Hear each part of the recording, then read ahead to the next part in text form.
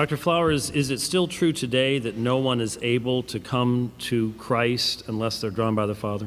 Dr. White is asking an important question here. Dr. Flowers asserts the position that those who were first followers of the Father are now being drawn to Christ on the basis that they had listened and learned from the Father first. If that is what is being taught in this passage, then it would logically not apply to Christians today. We aren't being drawn to Christ today because we are first followers of the Father. We're Gentiles. Leighton either has to admit that the passage does not apply to Christians today, or he has to come up with another way that people are being taught by God today, so that they can come to the Father first and then be given to Christ. This line of questioning leads to an interesting conclusion. Everyone must be drawn in order to come to Christ. The drawing is the teaching. Just like you say in your own book, you actually ask the question, how does God draw them? By teaching them. I agreed with you on that point. He draws by teaching. And so you have to be taught. Like Paul said, how will they believe in one whom they've not heard? They have to be taught. There has to be revelation. There has to be light. Now, it might seem like both men are holding to the same position, but here's the difference. While both affirm that the passage is referring to the teaching as the method by which the Father draws people to Christ, Dr. White's position holds that the teaching is an effective method of drawing, which always results in Jesus raising them up on the last day, while Dr. Flowers' position holds that the teaching is not an effective method of drawing because the person can resist it and choose not to learn from the teaching, therefore not be raised up on the last day. This contradicts what the passage says, since we clearly see that those who are drawn by God will be raised up on the last day. And so they have to be drawn by God. So why is it that no one has the ability to come to Christ? Don't we have free will? This question forces Dr. Flowers to consider the more important question of what does the passage actually mean by no one can? Because if no one can come to Christ, then that limits what man can accomplish with his will, making it not free. They don't have the ability to believe in one whom they've not been taught about. Just like I said, they have to be drawn by the teaching of God.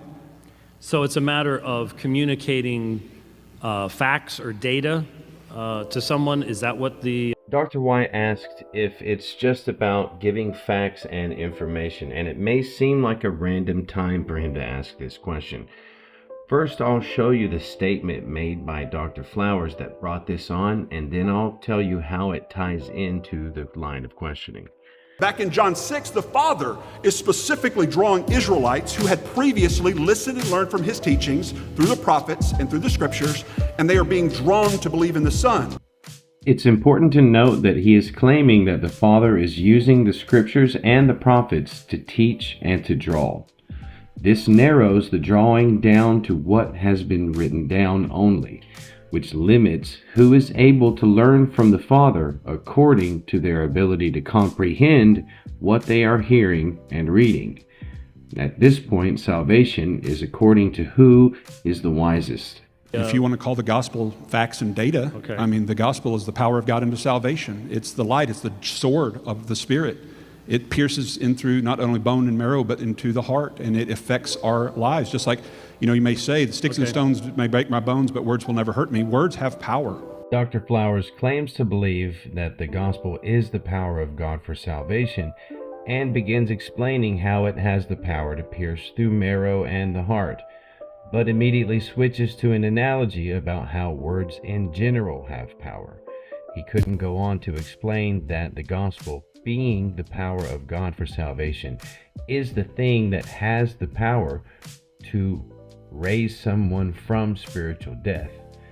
Because if he allows the gospel to have that specific kind of power for a very specific purpose, his anthropology and his entire argument in this debate begins to fall apart.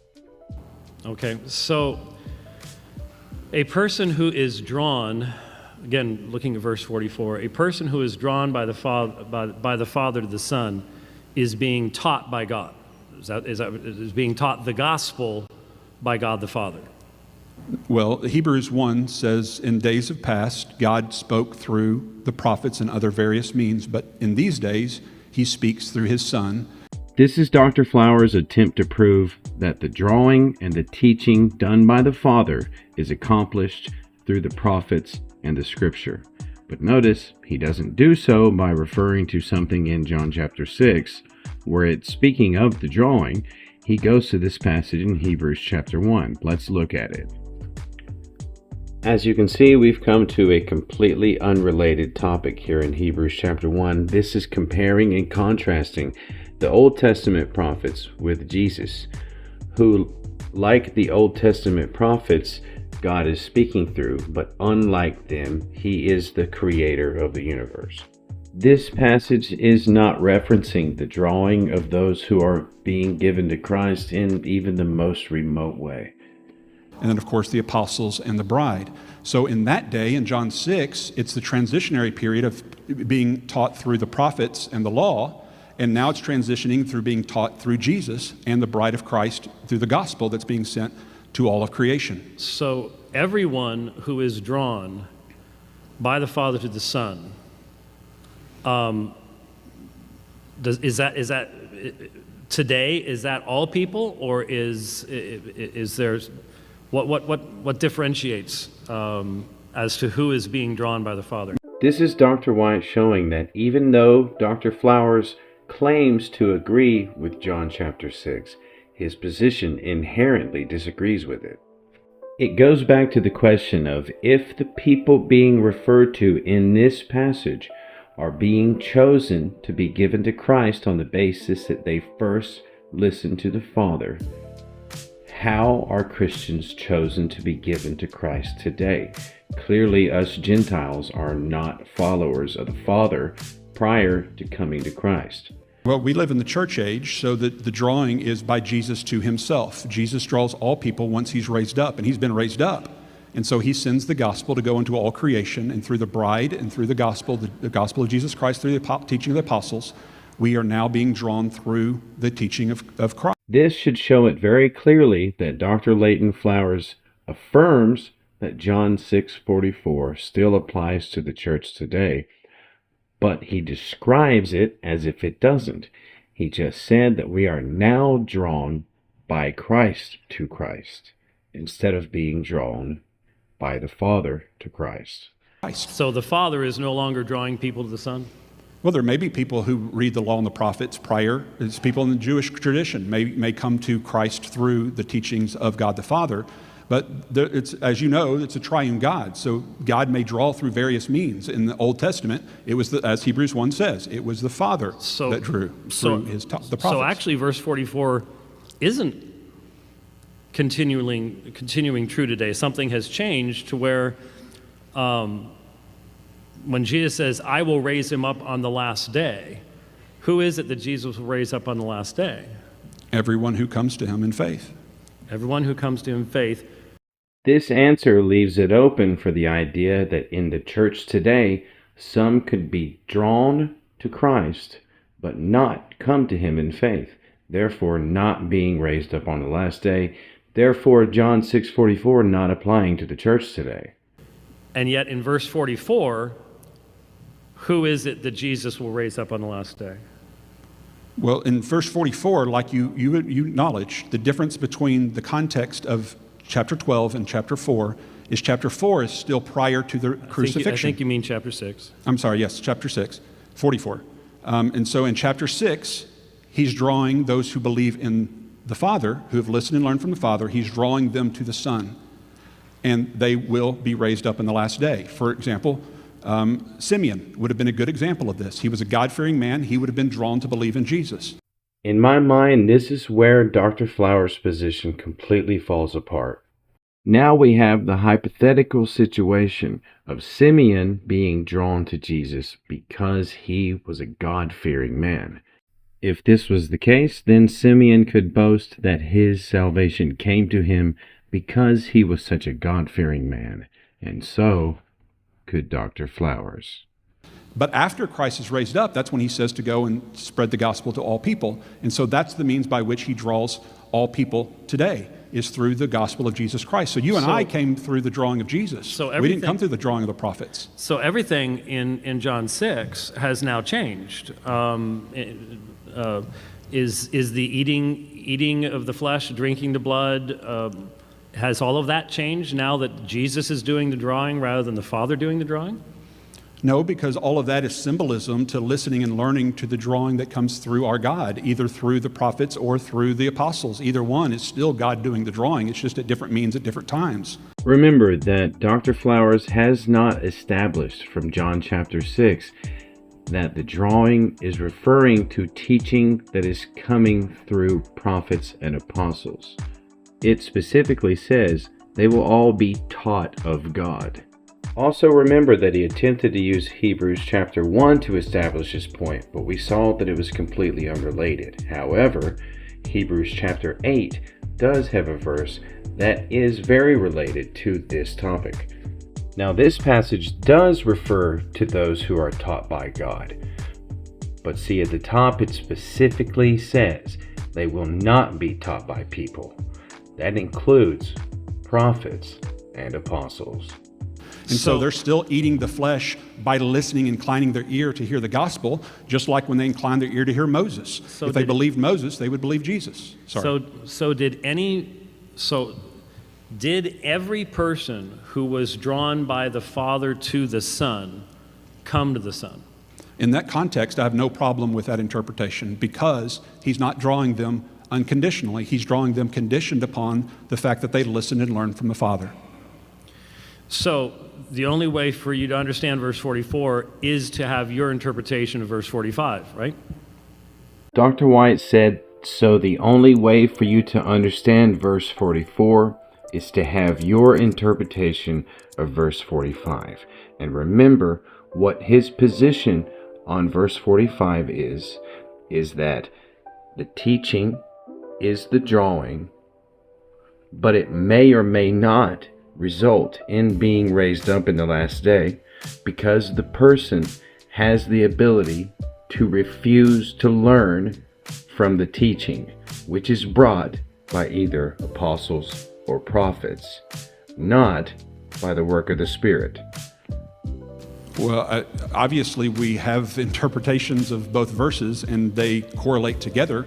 But this is the same view that Michael Brown debated with you. It's the same view that Steve Gregg debated with you. Michael's not here, so let's stick to the subject. And you said the same thing to them that you're saying to me. Sure, stick to the subject. Well, they corrected you on this, and I'm just wondering why you haven't picked up on it yet. Well, you should try it, because you're not doing so. So those who were drawn in verse 44 are raised up by Jesus. And that's everyone. Everyone who heard from the Father, learned from the Father, is raised up by Jesus in the last day. Is there anyone who rejected the Father's teaching?